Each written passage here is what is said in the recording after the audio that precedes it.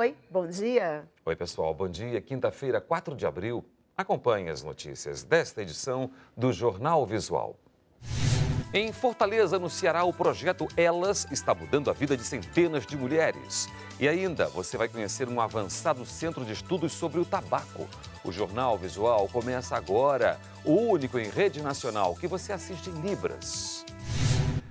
Minas Gerais registrou neste ano mais de 148 mil casos de dengue, com 31 mortes.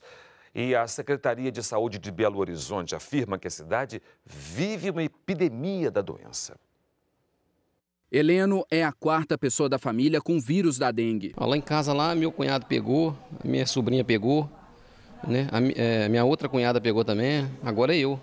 Os irmãos Gabriel e Lucas começaram a passar mal no mesmo dia. Os meninos contam que ao lado da casa deles tem um lote vago com muita água parada. E essa não é a primeira vez que Lucas é infectado pela doença. O sentimento da mãe é de indignação. Peço, para toda a comunidade tomar cuidado. Se vê, andando na rua, vê algum potinho com água, virar esse potinho, se não puder pôr no lixo. E mato, se puder fazer a capina, dos lotes vagos, pneus. O que a gente puder fazer, a comunidade fazer sim, porque é para o bem de todos. O último balanço da Secretaria Municipal de Saúde revela: Belo Horizonte já registrou 5.760 casos de dengue. 2 pessoas morreram. Especialistas afirmam que a cidade vive uma situação de epidemia. Os hospitais públicos e privados estão lotados. Algumas unidades receberam reforço para atendimento aos pacientes. Segundo o Ministério da Saúde, houve aumento do registro de dengue em todo o país. Mas os casos graves diminuíram em 44% e as mortes caíram em 20% na comparação com o começo do ano passado. Em São Luís, a Defesa Civil instalou 8 pluviômetros nas principais áreas de risco da capital maranhense. Os equipamentos vão ajudar a monitorar o nível da água das chuvas e as regiões mais prejudicadas.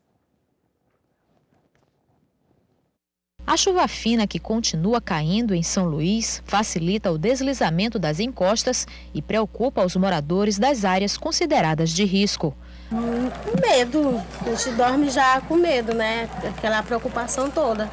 Eu já saio para o curso com minha meninazinha preocupada, que eu fico em casa. Muitos, cansados de esperar soluções por parte do poder público, esperam agora pela ajuda divina. A gente só peça que Deus que nos cubra a gente, porque o Santo Anjo, que é só o que eu rezo todo dia, que Deus nos proteja, nos ilumine, que só Ele mesmo para nos dar luz. Para monitorar as áreas mais atingidas pelas chuvas, a Defesa Civil instalou equipamentos simples, porém importantes.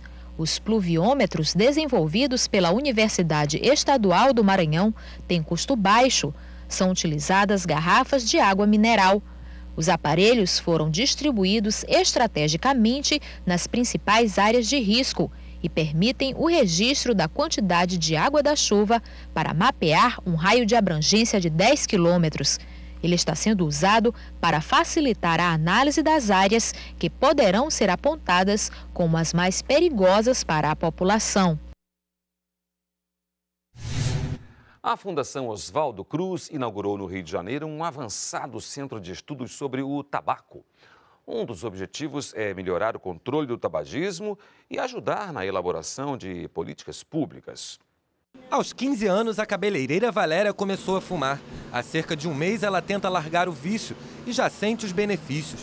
A primeira semana é um pouco até mais fácil, por incrível que pareça, porque você está empolgado, Aquela coisa de, consegui mais um dia. Mas mais ou menos pelo 10º dia, aí que a coisa começa a ficar um pouquinho mais difícil. Melhora tudo, respiração, olfato, me sentindo muito melhor. A autoestima melhora também, você tem vontade de fazer muito mais coisas. Dados do Instituto Nacional do Câncer mostram que 37% dos novos casos da doença têm relação com o tabagismo. Para diminuir este número alarmante, é preciso fazer com que jovens fiquem longe do cigarro. De lá para cá, os avanços foram significativos. Segundo o Ministério da Saúde, cerca de 18% da população brasileira é fumante. No início da década de 90, o percentual era de 32%. No Rio, a Fundação Oswaldo Cruz inaugurou o Centro de Estudos sobre Tabaco e Saúde. A iniciativa pretende traçar um perfil do fumante brasileiro. Os resultados dos estudos poderão auxiliar na luta contra o tabaco. A gente precisa de respostas, e essas respostas são as que, na verdade, a gente tenta buscar através de pesquisas e depois disseminar através de atividades de ensino, para que se tenha melhor conhecimento do que está acontecendo e se possa ter um cardápio maior de possibilidades de políticas que possam ser implantadas no país. Fumar não traz nenhum benefício para o ser humano, não traz nenhum benefício para a sociedade, muito pelo contrário, traz prejuízos para o sistema de saúde, traz prejuízos para o indivíduo, traz prejuízos para a família do indivíduo, que tem que arcar com as consequências desse consumo. Hora das notícias paralímpicas.